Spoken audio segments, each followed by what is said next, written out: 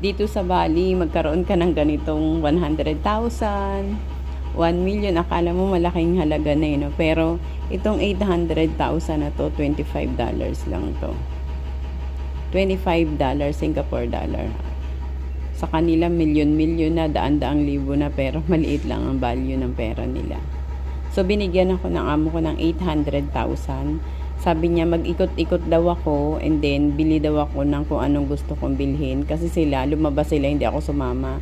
So, sabi ko, gusto ko mag-ikot-ikot lang dito, nearby lang sa villa namin. So, lalakarin ko lang. Pwede akong gumamit ng buggy, pero mas prefer ko yung maglakad para makita kung ano ba yung mga nasa paligid dito. Ang tindahan dito guys, parang tindahan sa Pilipinas, may patingi-tingi din. Nakakatuwa. So, pangalawang punta ko na dito sa Bali. It reminds me of the kampong in Philippines. So, ayan, ang aking pera mamayang gagastusin.